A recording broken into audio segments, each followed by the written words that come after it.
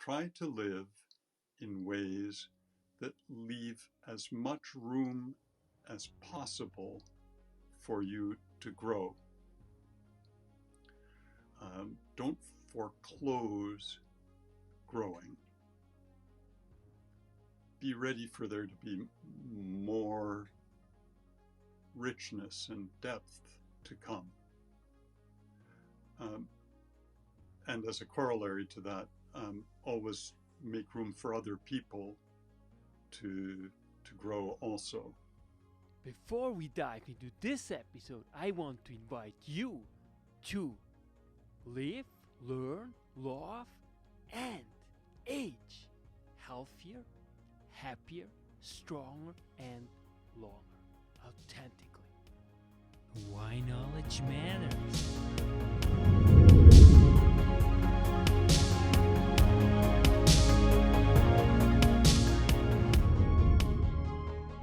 Welcome, I'm Yannick, your host, and now joining me, A.K.M Adam. A.K.M Adam is a priest of the Church of England and joins me now to discuss his essay about sensuous hermeneutics. I'm so pleased to welcome you on the show, Dr. Adam. Well, I'm very delighted to be here. I'll talk about hermeneutics at the drop of a hat. So this opportunity is always going to be welcome. That's beautiful. But first and foremost, we want to know in simply one sentence, who is Dr. Adam? Dr. Adam is an old academical clergyman who spends a lot of time listening to rock and roll and thinking about why people interpret books and music and art and gestures in the ways that they do. Beautiful. And now, of course, we come really to what you have written, and that is really an essay about sensuous hermeneutics. Yep. But before we really dive into the material, what brought you to study hermeneutics in particular and theology in general? In general, I started studying theology as preparation for being ordained. I, somewhat to my surprise and very much to my wife's surprise, was invited to participate in a series of retreats that were oriented towards helping young people find their vocation in life, with special attention to people who might be clergy of the future. And I went along blithely, not expecting anything. I was working in computer graphics at the time. And the selection board at the end of the retreat series suggested that I might be a good candidate to be a priest.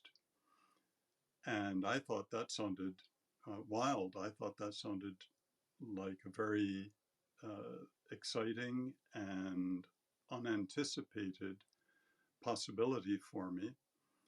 I read philosophy as an undergraduate, and in my last year, a friend of mine, another philosopher, and I were thinking that it would be a great thing if towns had a philosopher on the civil payroll to stroll through the park, sit in the sun, say wise things, give people advice if they needed it, propose ethical ways of looking at problems.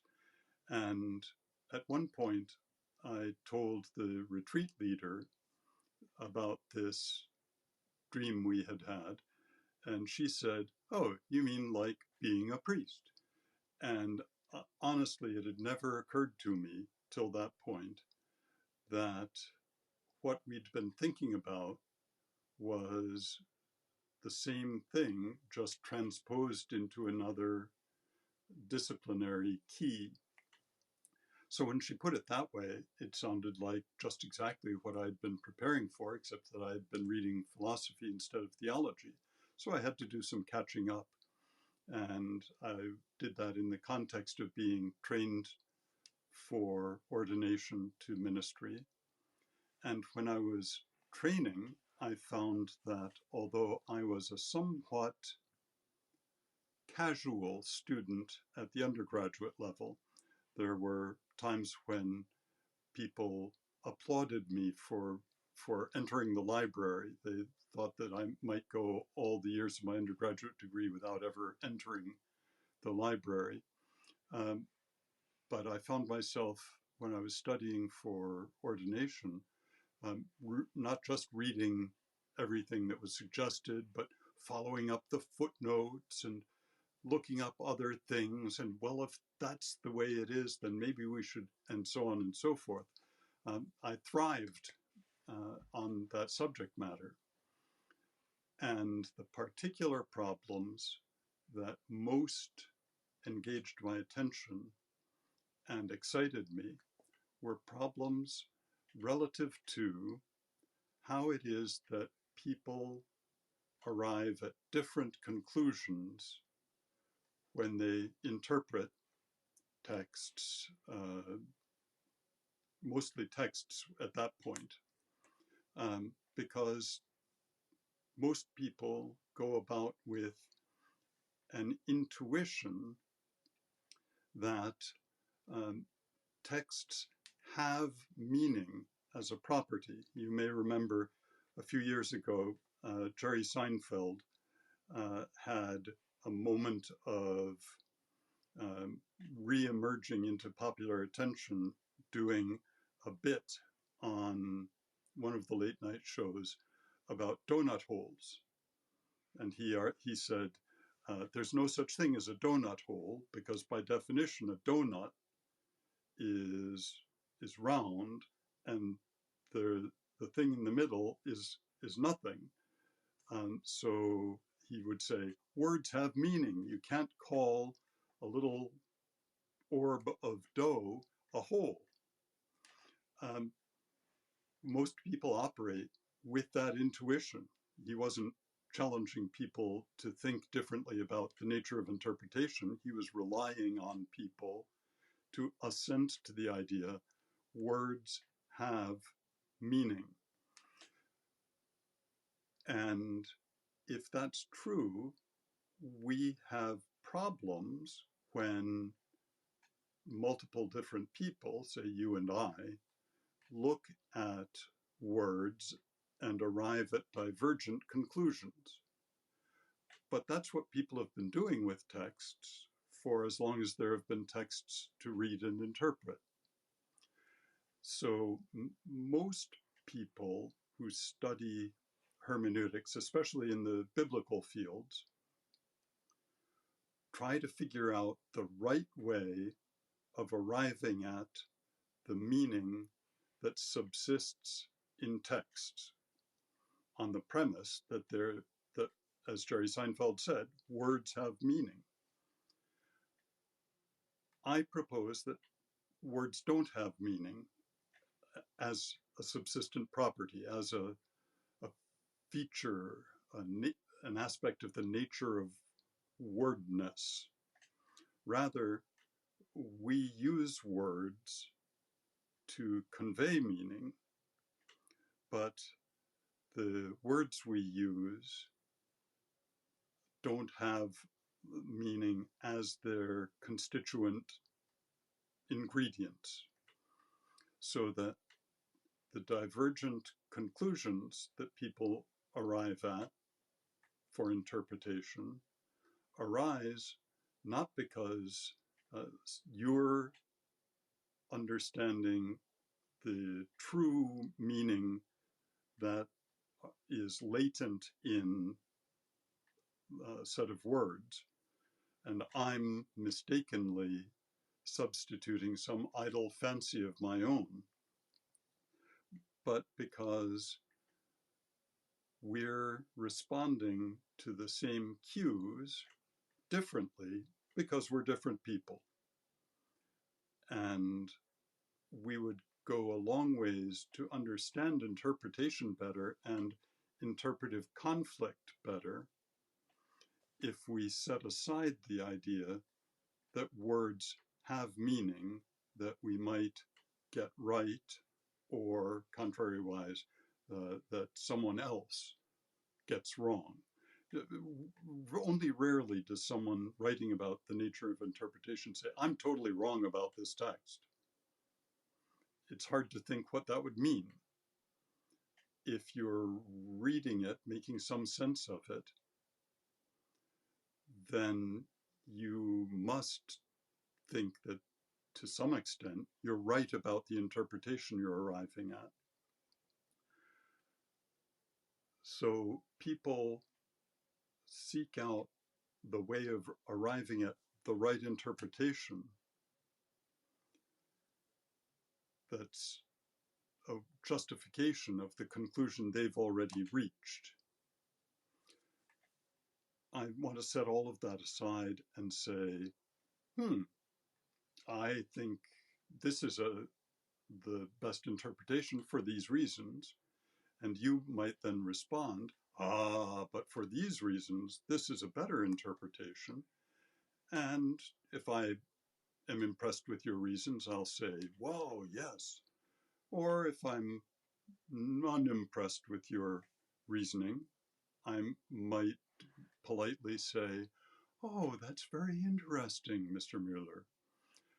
Or I might get angry with you and argue, but at least we would know that we're arguing about the reasons, the relative priority of aspects of the text that we're arguing about, instead of the nature of the meaning inside the text.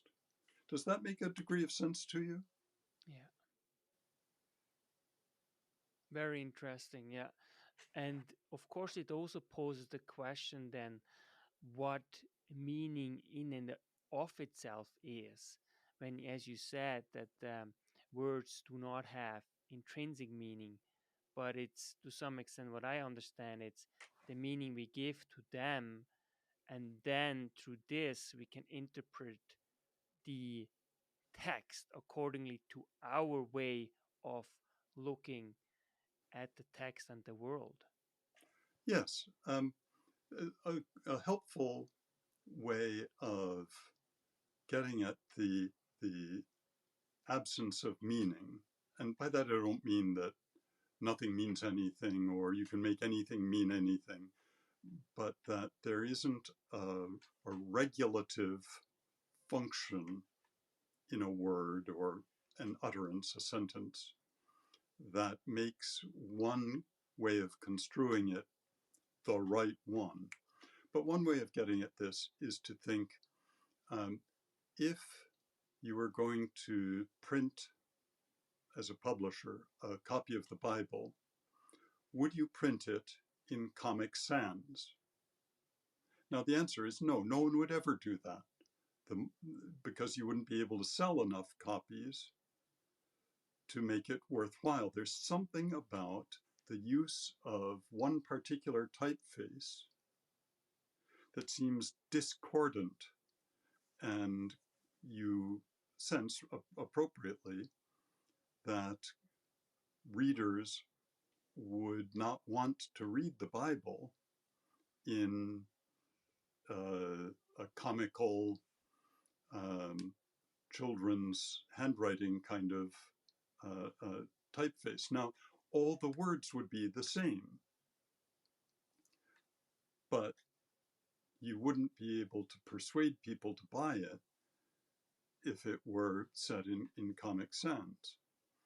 Likewise, if I were to read the Bible aloud to you, I could take all the words that one imagines in the Bible, one reads in the Bible, and inflect them with my voice in untoward ways. So I might say, in the beginning was the Word, and the Word was with God, or something along those lines. Again, all the words would be the same if you were doing a voice recognition, assuming the software could make out what I was saying. It would report all the biblical words, but the way I used my voice would be implying a sort of disrespectful, skeptical tone, um, again, discordant with the way that most people read the Bible. And the appropriate interpretation of my rude reading of the beginning of John's Gospel would be, this is a loutish boor who is making fun of the biblical text. But again, I would only be reading the words that were there. Now, where is the characteristic of boorishness, rudeness? Well, it's in the tone, but we don't have a way of conveying tone in a printed text. And if we were relying on a printed text, if say it were just the text of an interview, the transcript of an interview like this, someone might say, well, he just said, in the beginning was the Word, and the Word was with God. What's disrespectful about that? Do you see the direction I'm taking this? The meaning isn't a function of the words themselves, but of the interaction that we have as two people who speak English and who understand ways of expressing utterances in English, or ways of depicting utterances in typography. And we try to match the way we present our utterances to a response we expect people to make. And it's a very tactical decision. This is why we spend a lot of time trying to decide whether to use one word or another in composing text carefully, prose carefully. Is this more of a this kind or that kind of situation? Because we want people to apprehend from our use of words what it is that we're trying to express. But the meaning arises from the interaction, not from a subsistent quality within the words. Yeah, that makes absolutely sense. I mean, that's why also the word sensuous, right? That you Yes. added to it, first, and then sensuous hermeneutics, which then obviously changes completely. Yeah, the point of that essay is that if we think about interpretation as something we do with all our senses all the time, and acknowledge that, again, if you and I were walking down the street in Abingdon-on-Thames, where I live, we would be noticing different things. We might disagree about what color something is. We might hear different things differently. And in so doing, we wouldn't be ignoring or necessarily arguing about the real meaning of the storefront or the music that someone is playing. Rather, we would just be apprehending it differently appropriately, because we're rather different people. You're young and good looking. I'm old and plain. And we would reach different interpretive conclusions, but it would not necessarily mean that one of us is wrong and one of us is right. Does that fit? This makes absolutely sense.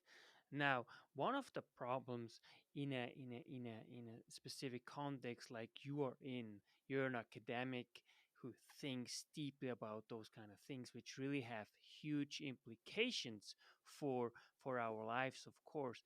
But then, how how do we avoid that we ultimately go into a relativism, whether it's moral relativism or cultural relativism or any other type of relativism that is not conducive for the betterment of humanity. And of course, I think the Bible, in and of itself, is about the truth, and that the truth, in one way or another, can be dissected and deciphered. I think that was Abraham. I think Robbie Sachs even said that the very beginning of actually the science, like modern science, was when Abraham basically, or the Jews back then, realized that, well, there's actually only one God. Therefore, there is at least an objective truth that we can potentially one day, um, find, or Yeah, I would respond that under the conditions of mortality,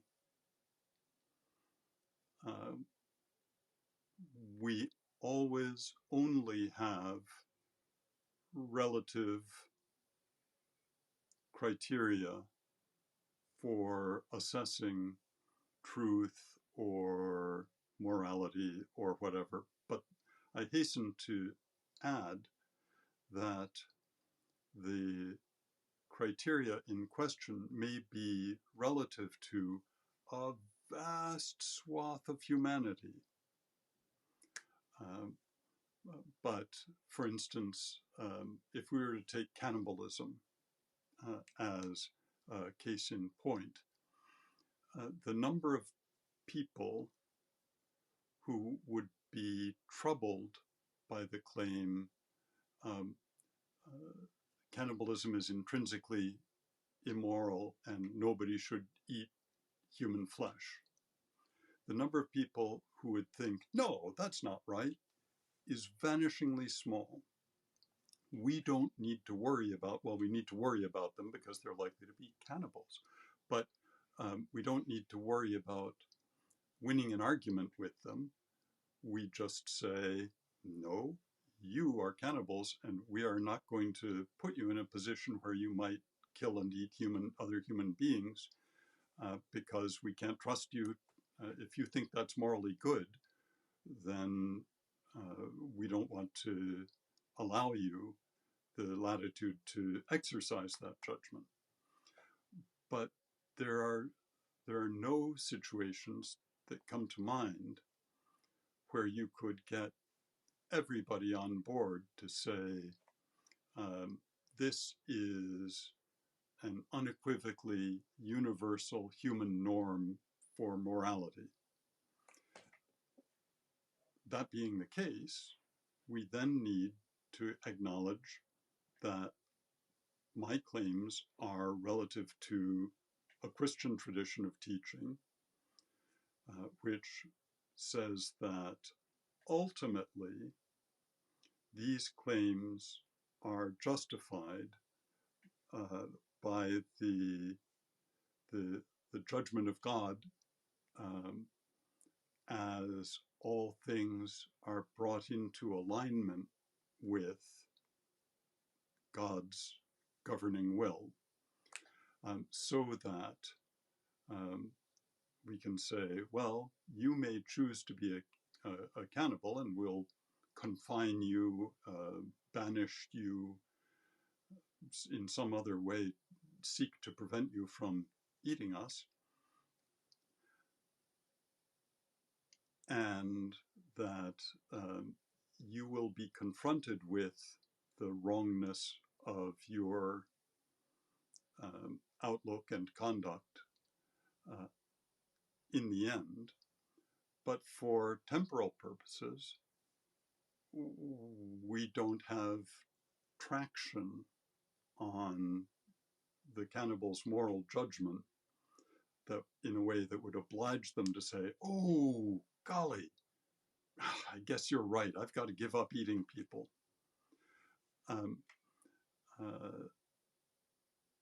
So that the relativism, the relative status of a ban on cannibalism isn't unsatisfactory because there are so many people who hold to it and so few people who would want to resist it, that we can get along fine treating it as a universal. But that still doesn't justify our saying somehow that we had proved it, or that in the nature of humanity, existence, whatever, this is an intrinsic moral law. We can say it's a revealed law. God has revealed it to us. Sadly, God seems not to have revealed it equally to everyone. Again, as long as there is someone who eats human flesh, then we can't claim that that's a universal. But the whole world is not slipping towards cannibalism. We don't need to worry about the relativity of that law because practically everyone adheres to it. The only time we need to worry, the only time we get into conflicts over the relativity of judgments are when there are in fact large numbers of people who hold to a moral or interpretive criterion or axiom that we disagree with. But in that case, saying ours is universal and the 40% of people who think that it's not universal, that something else is universal, are clearly wrong. Saying it's universal doesn't advance anything because 40% of people don't accept the claim anyway. Am I making this moderately clear anyway? Yeah. So I don't think we need to worry about relativism. We deal with the relative limitations of language and ethics about as well as we possibly can. And by invoking relativism as a fearful threat, we're suggesting a hypothetical that doesn't really enter into the case of actual people actually dealing with one another.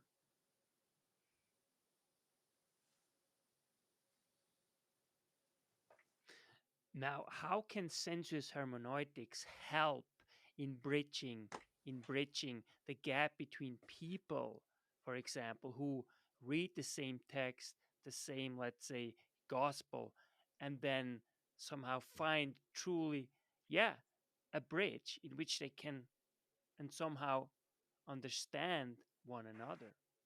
Because once we step beyond saying, this is what that means, full stop, and say, it seems to me that it means this for these reasons. Now we've got something we can argue about, the reasons.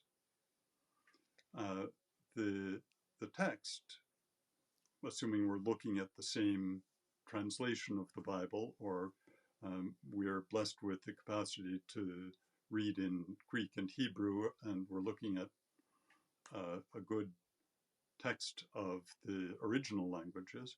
Either way, we can agree on what the words say. That's the easy part.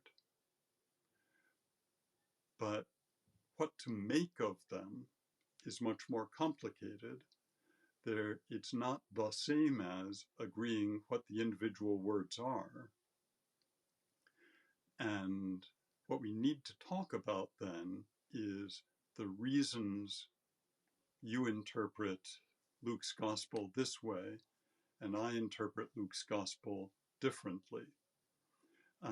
And we may not come to an agreed understanding at that point, but we may attain a point where I understand your rationale and you understand my rationale, even though we don't adopt the other's perspective.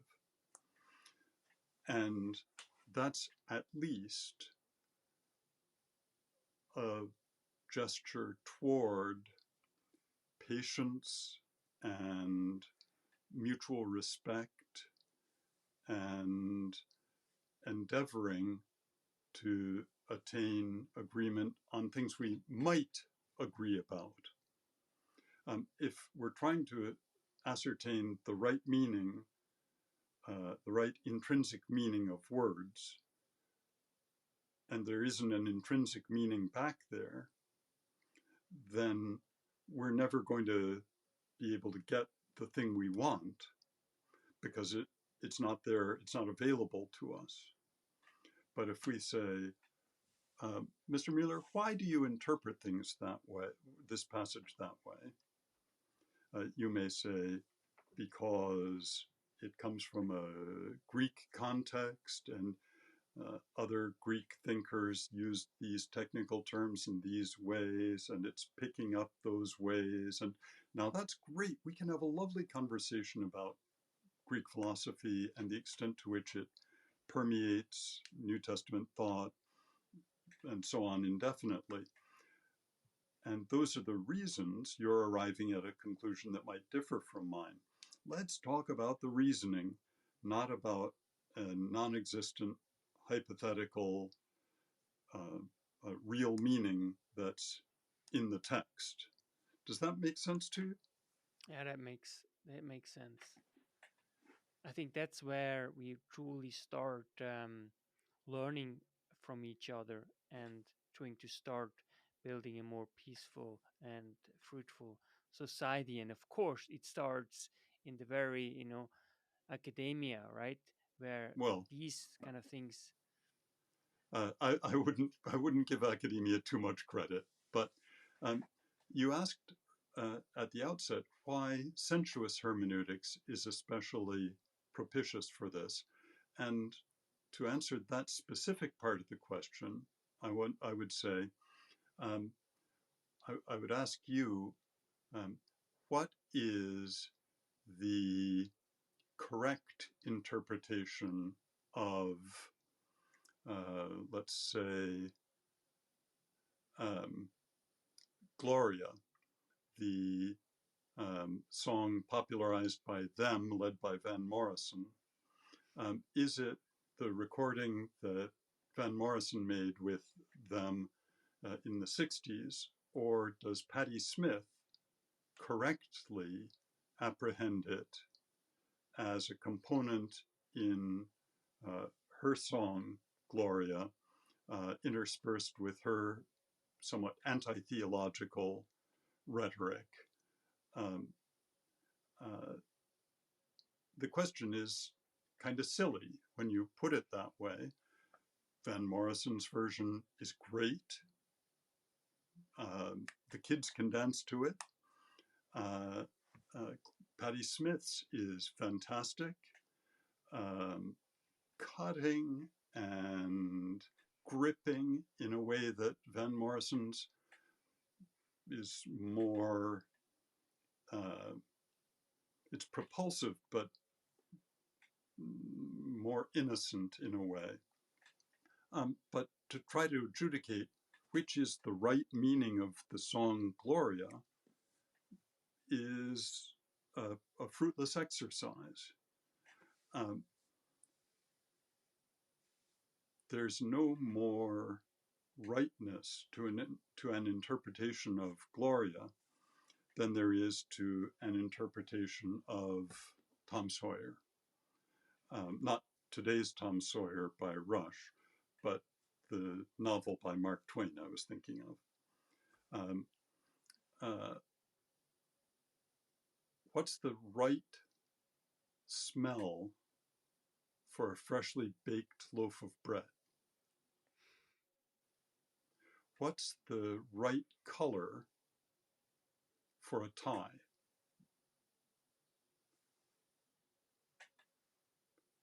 Rightness isn't a feature of your tie, although it looks like a handsome tie from here. Nice jacket, but there isn't a right color or right pattern that inheres in the fabric that has been cut and sewn into the clothing that you're wearing.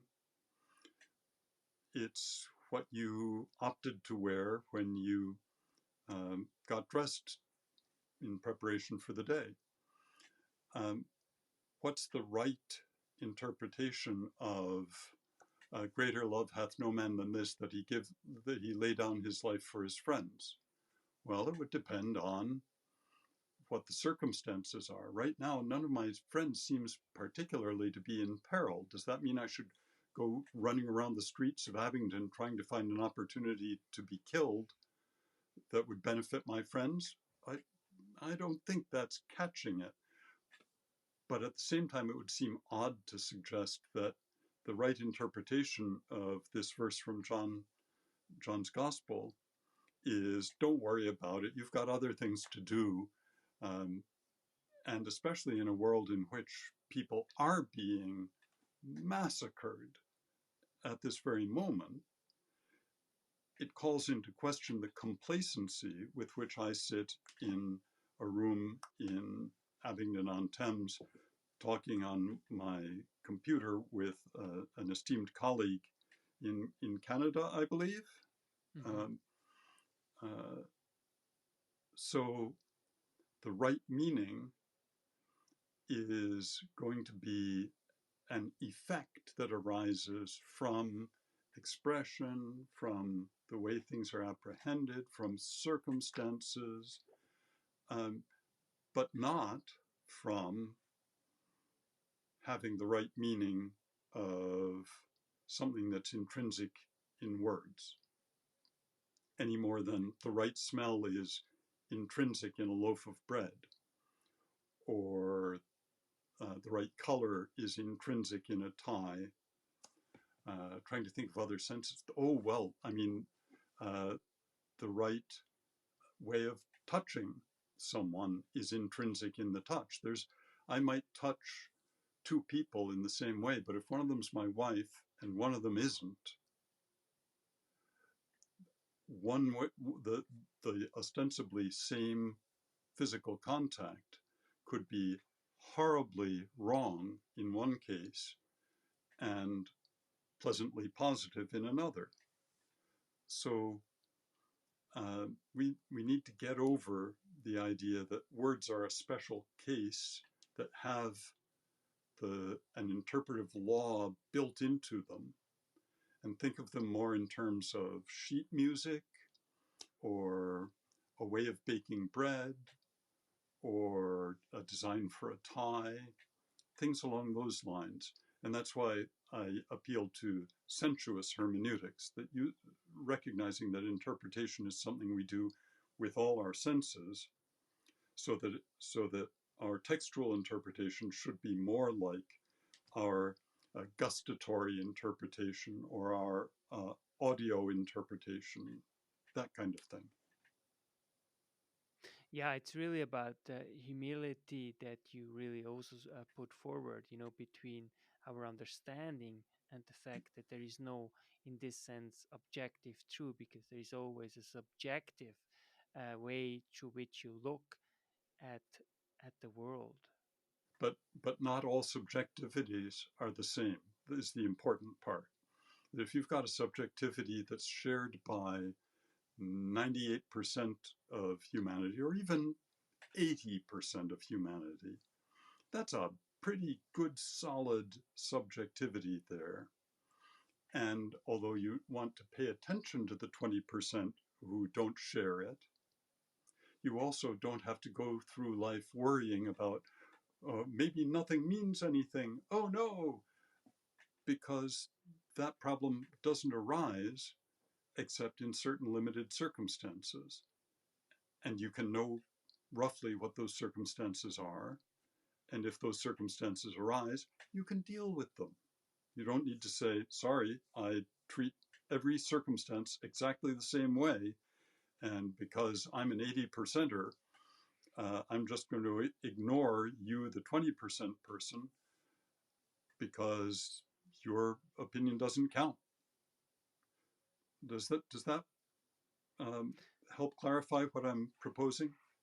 Absolutely. I think what you're saying, in my view, is that it truly helps in bringing people together and forging an understanding between them. But you are not saying that there are not, let's say, for example, human identity needs or fundamental or universal human identity needs that we cannot agree with. I think that is clear. There are some fundamentals that we all share. That is the bottom line. These are the common denominators. They we can actually see, but the way in which we interpret specifically, for example, text, we have to realize that sensuous hermeneutics is crucial in order to understand the other point of view, you know, which ultimately to some extent decreases the veil of judgment, which ultimately clouds our understanding of the other's interpretation. Does this somehow, what would you say to this? That sounds right, except I just wouldn't use the word all in some of the cases you did, Good, because good point. again, uh, I I just don't know enough people to say all people agree about this or this is fundamental for everyone.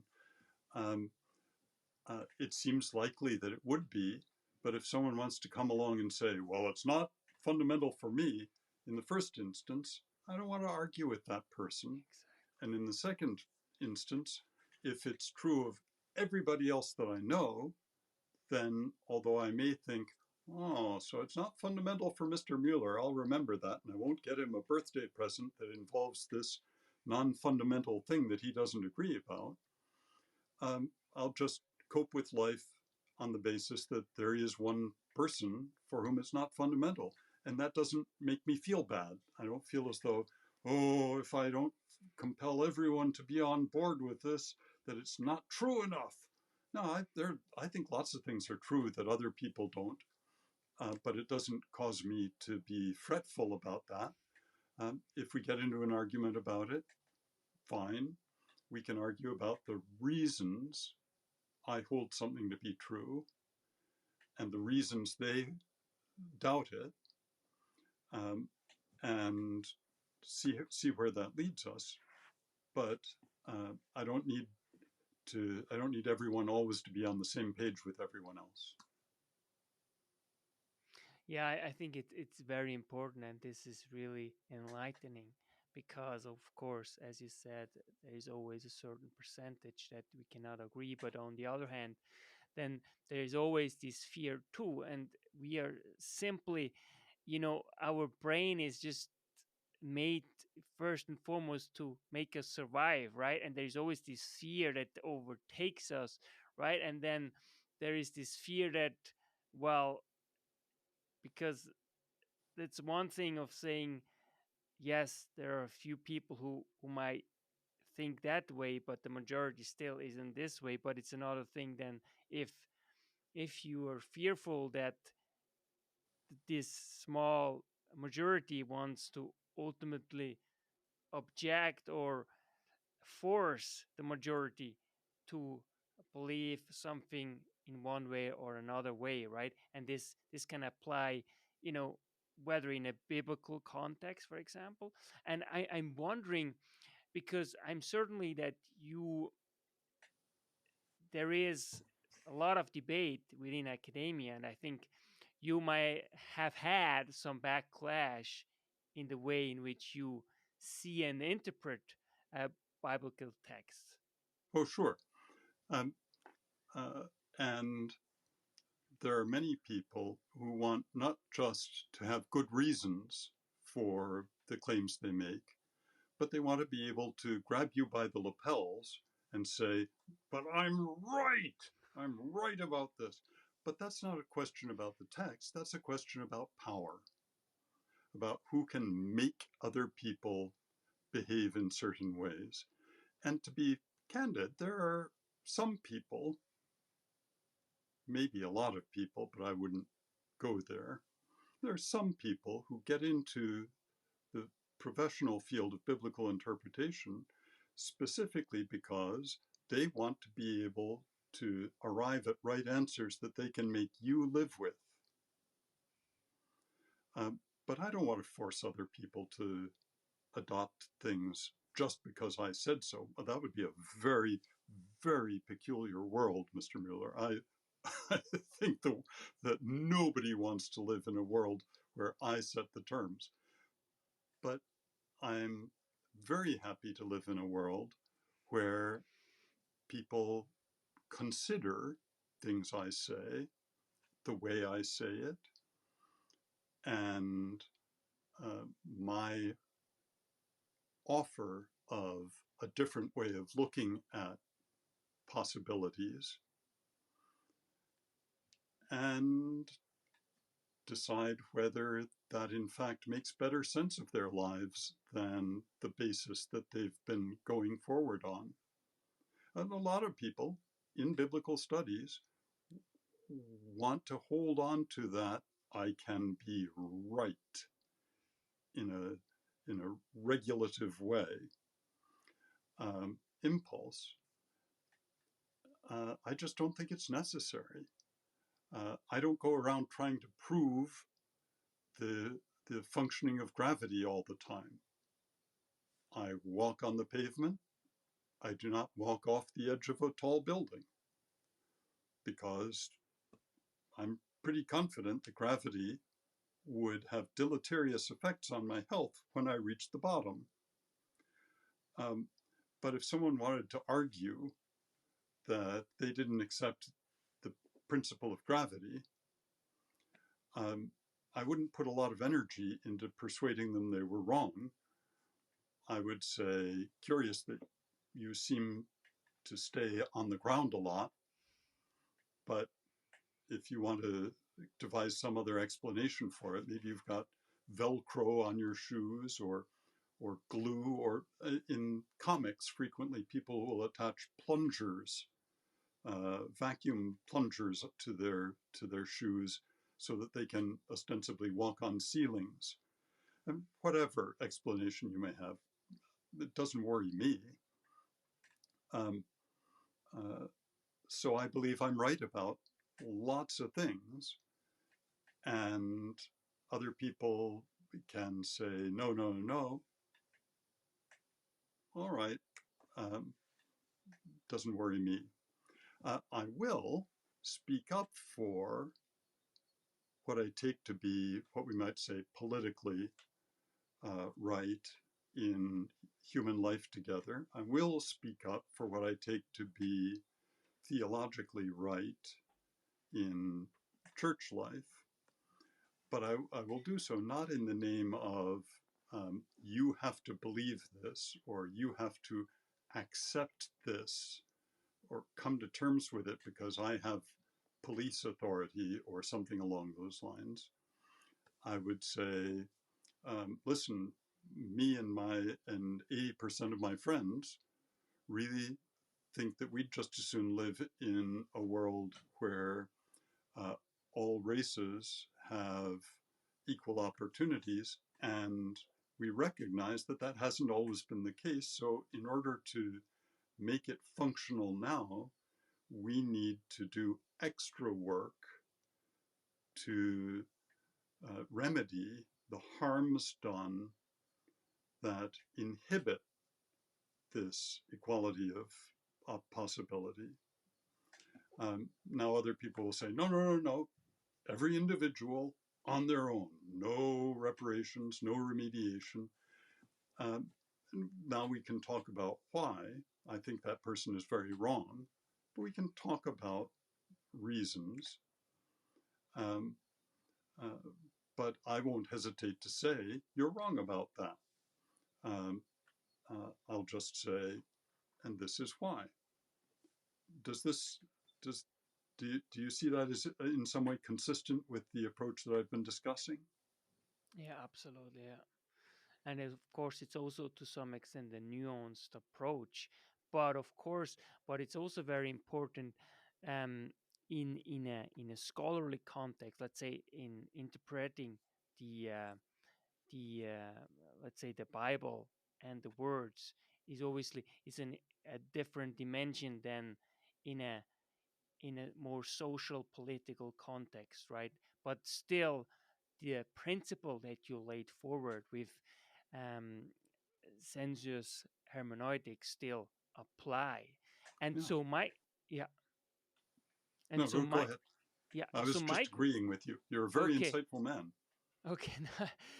But what I find very interesting, and I want to know is how did your study and your insight of sensuous hermeneutics change and help you in living your life, but also at the personal level, but also at an academic level. And I want to start with your academic and your career, and then I want to transition to your more personal life. Um, well, it didn't do much for my career. I've had a number of uh, very rewarding, very satisfying posts, most particularly the one I occupy now, where I tutor for New Testament students at Oriel College at Oxford. Um, uh, Lovely, sharp-edged students who are um, thoughtful and critical, don't necessarily believe things just because I tell them, which is excellent. But at various church-related institutions in the past, um, every new term I fall in love with more students, not in a dangerous way, not in a safeguarding way, but just the students who want to learn about all this stuff. Um, it's very touching to me that something that I care about so much, they trust me to help them learn about.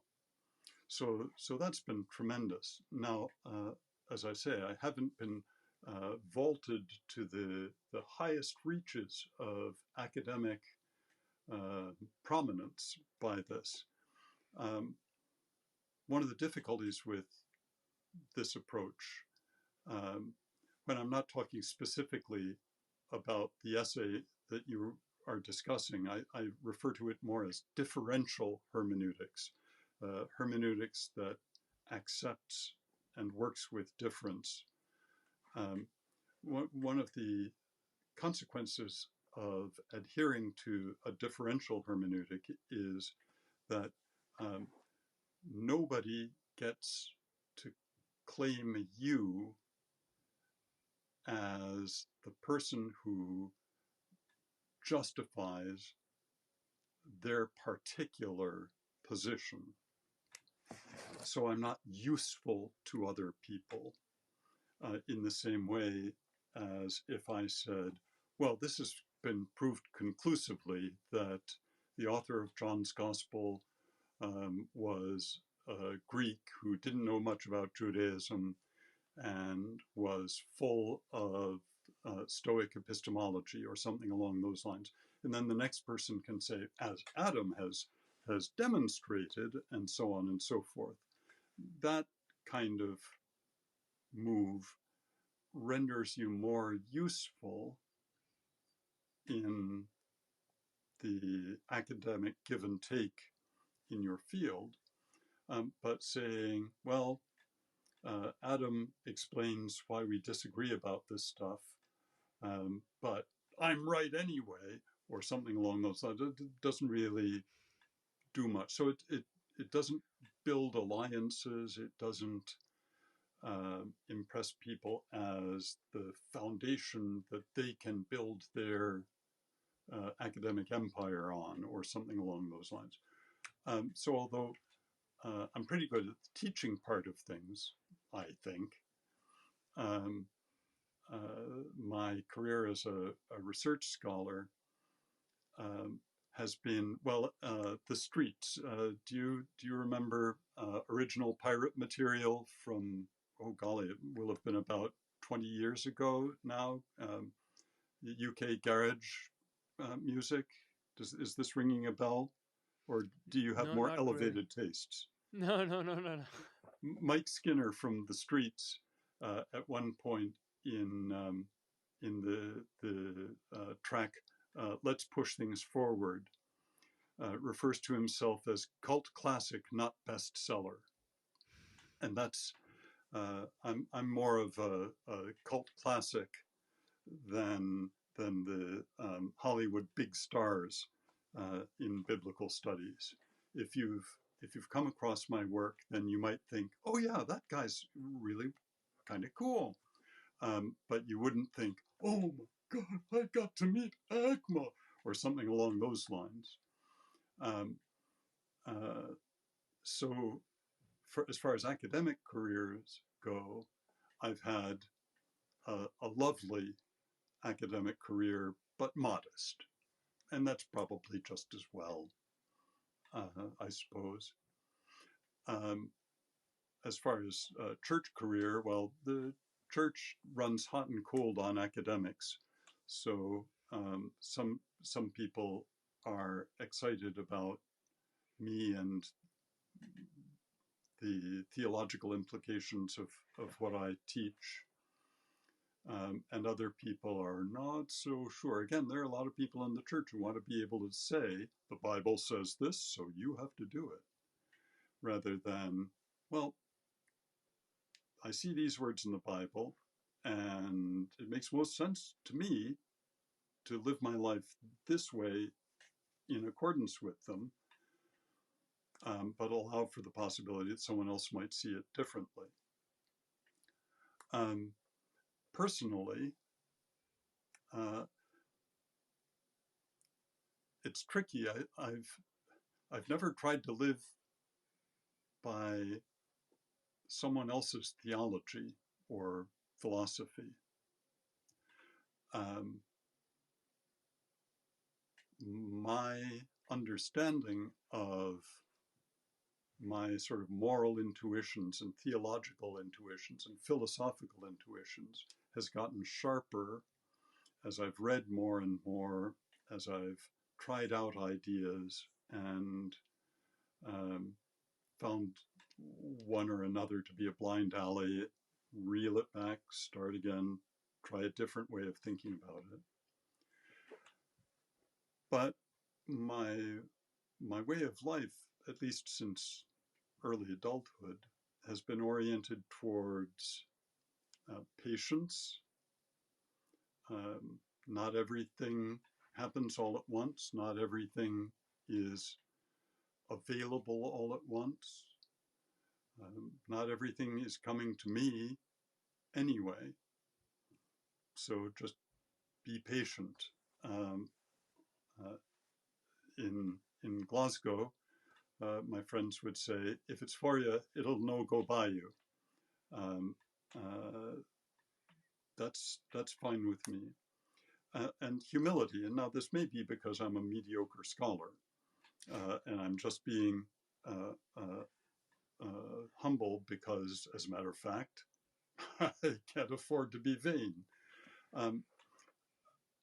But I'm aware that I am vain anyway to myself, and I work at ratcheting down the temptation to think of myself more highly than I should. How successfully I do that, I leave it to others to judge. But um, I'm oriented more towards listening, trying to understand other people,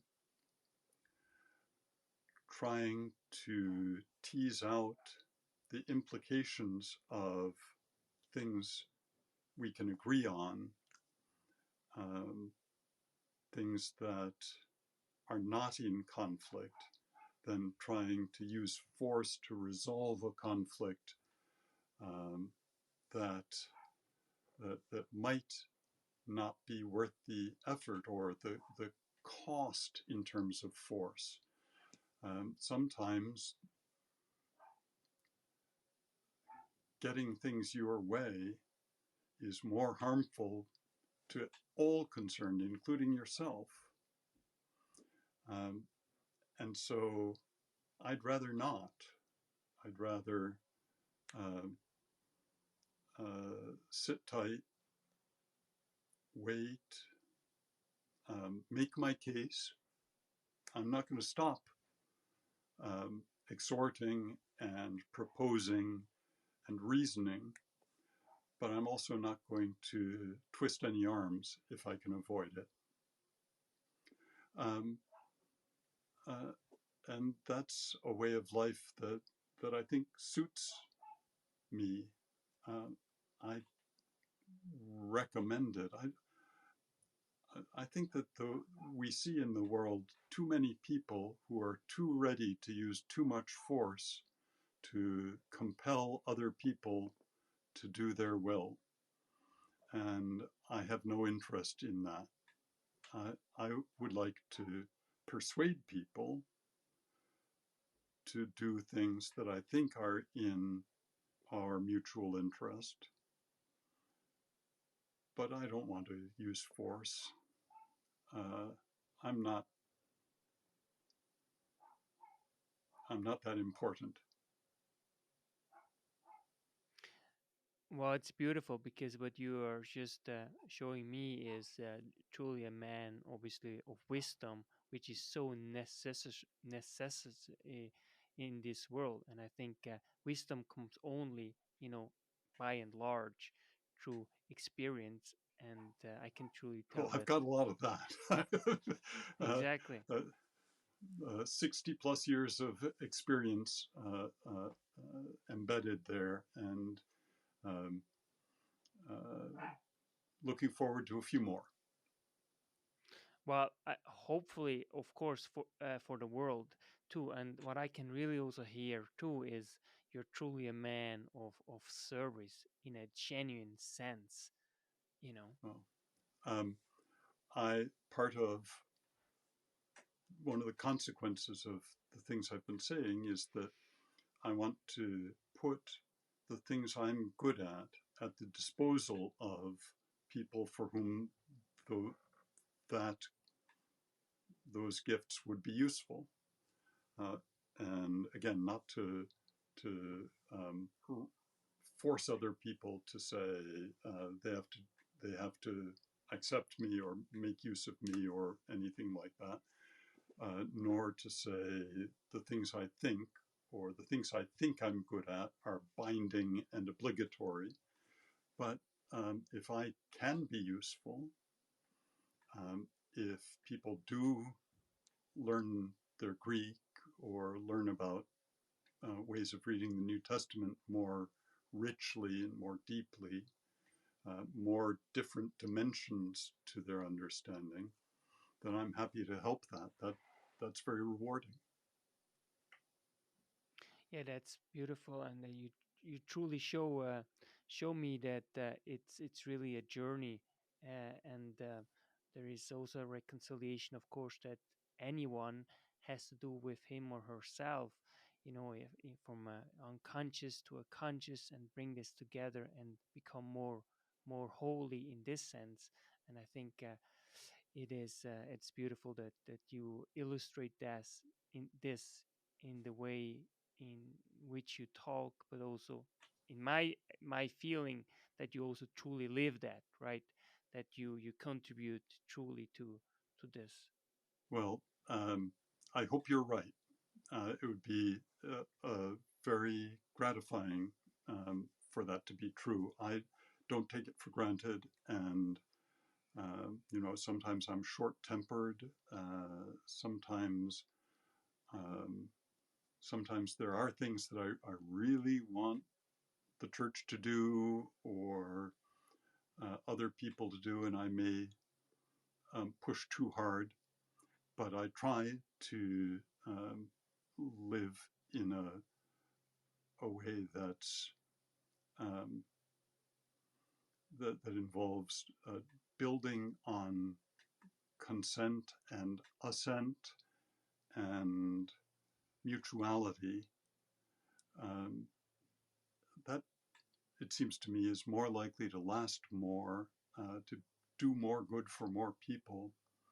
And if some desires of mine or some goals of mine aren't met, um, maybe it's better that I be a little disappointed, but to not be the cause of someone else being annoyed at that fellow with a beard who's pushing to the front and trying to boss people around. I wouldn't want that. I think what's so beautiful, you really illustrate how important also to you is trust. You know that you don't want to ultimately cancel the trust, because trust is so hard to actually build but so easy to actually destroy it. And without trust, especially in such a sophisticated landscape we now live in, trust is really now the human currency almost, because and that is truly, I'm so blessed that you stand for this. And trust is antithetical to the use of force. If someone's trying to force me to do something, um, I can't trust them to be that it's in my interest or anyone else's interest. Um, so yes, absolutely, I'm very much, I cherish trust and want to go great distances to build trust and not to presume on it. I don't uh, I don't feel as though I have the prerogative to address people and say, look, trust me, I know what's best for you in these ways. Um, but rather, I want to listen and to say, if what I'm hearing sounds right, if what I'm observing seems right, then it's at least possible, it seems to me, that this may be the case. Does that sound as as though it's consonant with your perception of how things are going? Might it be best if we did things this way? Okay, if you say, um, you know, we don't have to, but the opportunity is there. Beautiful. Coffee or tea? I've tried to get aboard with tea. My wife is a tea drinker, but for me, it's coffee. It's black coffee, no sugar. I want to taste the the qualities of the beans themselves, and to benefit from the caffeine. But I recognize that I may be on a lower plane of existence than tea drinkers who have loftier, more refined palates. So uh, it uh, it is by God's grace that I am what I am, and I might be even worse. I'm not sure what's worse than a coffee drinker, but probably better if I not think about it. But I'm black coffee all the way. Do you get up early? Very early. I wake up most mornings around 5 o'clock. Before I'm fully awake, I put on my trainers and run for 2 miles every morning, come back, and then I have a cup of coffee, usually have some fruit for breakfast. 2 days a week I have hot breakfast. I'll make myself eggs, vegetarian bacon. I've finally found a brand of fake bacon, faux bacon, that reminds me enough of what bacon used to be like. Have some hash browns. Coffee, eggs, bacon, hash browns. That's a lovely breakfast. But other days, most days, 5 days a week, I have just fruit for breakfast and coffee. But yeah, I'm an early riser and I fall asleep early. So, what does mean early for you in the evening? Well, I start getting drowsy around 9 o'clock. I'm part of a gang of theologians. Now you may imagine a bunch of old people. We used to be young. We used to be young like you, but now we're all old and gray-haired. And we would get together every summer and with our families. And every summer after the children fell asleep, we would get out. I hope none of the children are listening to this. We would get out chocolate and salty treats, tortilla chips, crisps, pretzels, and we would just eat these snacks and stay up late, arguing about theological things, talking about basketball or other vital topics. And every night, I would be the first one to fall asleep, and it would be a somewhat comical development. People would keep an eye on me to see when I was beginning to start nodding, and finally, someone, Phil, probably, or Margaret, my wife, would say, "I think Agma's ready to go to bed now," and I would shuffle off, and everyone else would stay up, having a great time for another few hours, and I'd just be sleeping. That's me, early to bed, and then also early to rise. I don't know whether it's made me healthy. Has not made me wealthy. If someone wants to make me wealthy, um, by all means, get in touch with Yannick, and he'll put you in touch with me, and we'll work something out. Wise, who knows? My health is pretty good. Running 2 miles in the morning has been a good thing for me. It's also interesting because you mentioned, your age, right?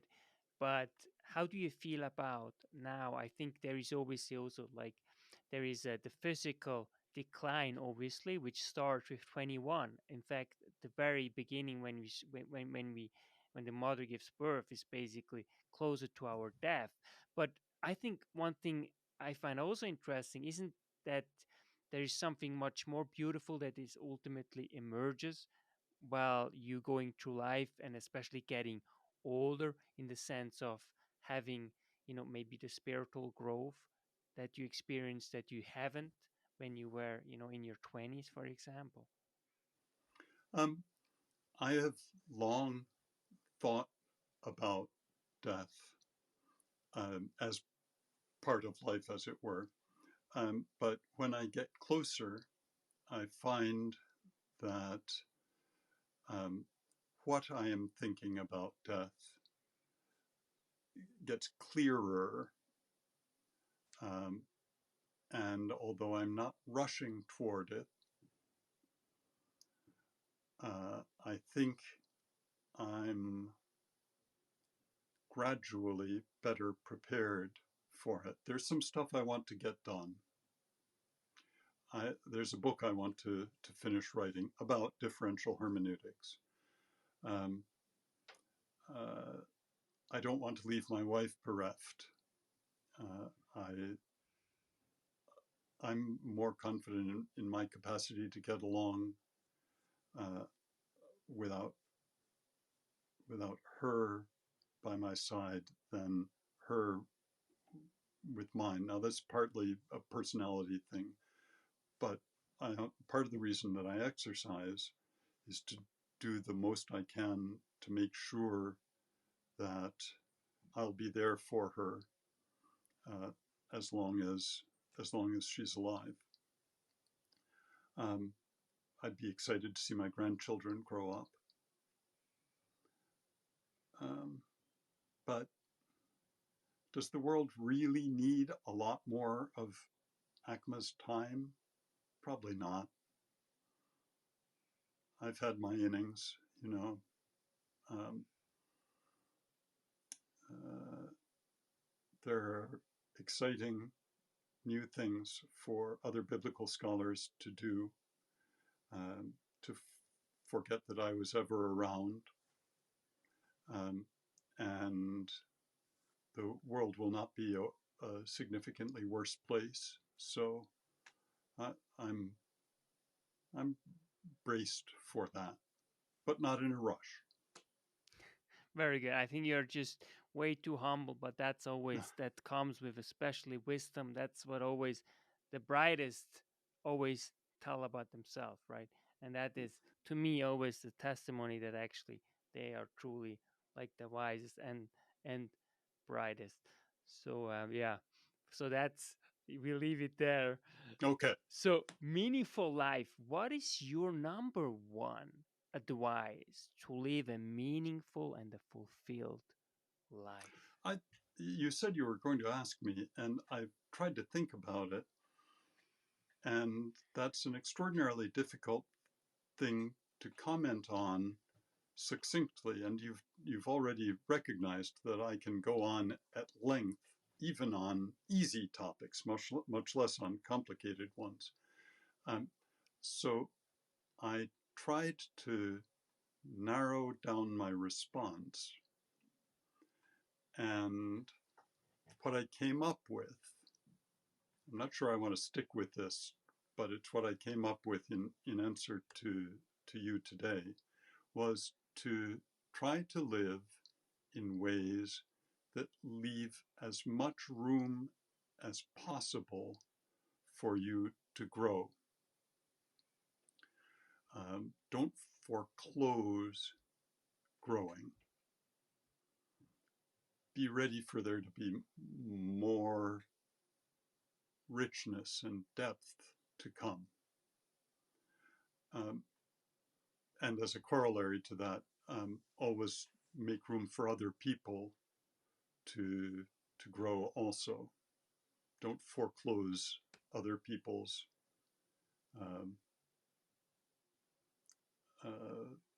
goodness, no matter how annoying or despicable you find them. They may have room to grow, and you don't want to be the one who limited their capacity to grow. So I'll say that, and I will stop, except to say maybe New York Yankees supporters would be a separate case. But for the rest, leave room to grow, leave room for others to grow. And I'll You stop there. cannot say this more beautiful, really. Leave space for growth, your personal and also for the interpersonal, for others, to truly grow. I really love that. I think that is so essential, and that's, I think, truly what the meaning of life is. What makes you feel alive? Uh, um, uh, we're between terms at Oxford. So I'm part-time in a parish church in Abingdon here, and part-time tutoring at Oxford. We're between terms at Oxford, which means I have more time than usual for research and writing.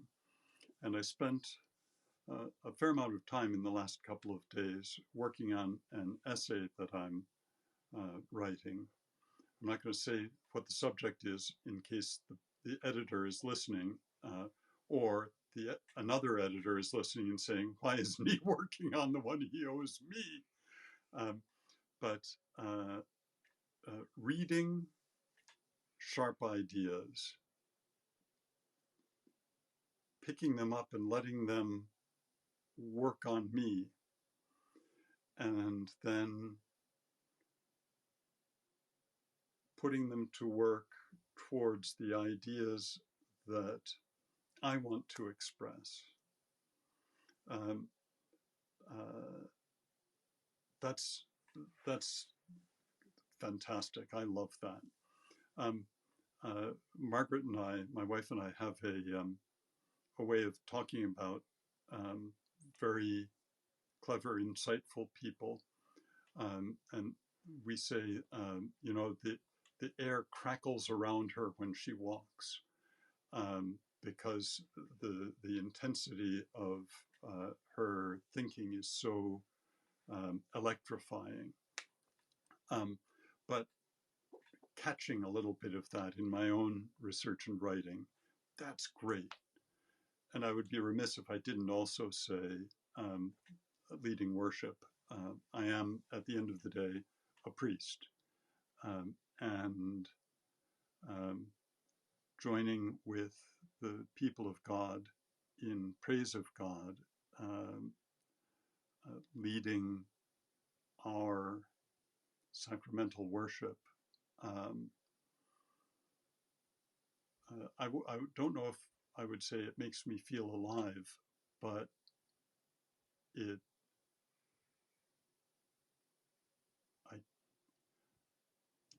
makes me feel as though I'm doing the thing I ought to be doing.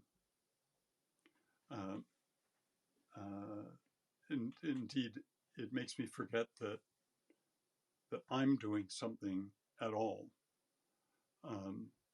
but that I'm caught up in the being of the congregation, the worship of the church. And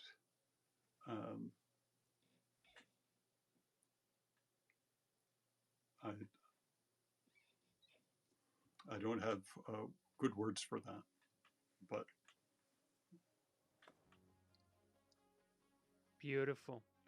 Thank you so much, Dr. A.K.M Adam, to be here on the show. You're truly a blessing, to myself and the world. I know you're way too humble and it's adorable, but you just have to get out with it, because that's truly how I feel, right? And so, yeah, no, it's truly a blessing. Thank you so much, and you're truly a blessing for the world, and I can imagine for your congregation. Well, I'm excited to be serving this church. I can see the steeple out the window just yonder, and I'm excited to be working with my students and colleagues at Oriel. It's a great thing. It's a great privilege, and I hope I'm doing well enough by them all. And you've taken an hour or more of your time and more when you consider the email exchanges and so on and so forth. I hope it's all been worthwhile for you. Without question. Well, great. Dr. A.K.M Adam. Buy my books on Amazon. For sure, for sure. Thank you so much, Dr. A.K.M Adam. Thank you, Yannick. It's been good to talk with you. That's why knowledge matters.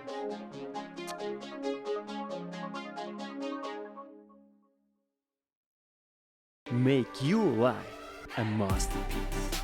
Visit now programs.the-ykm.com.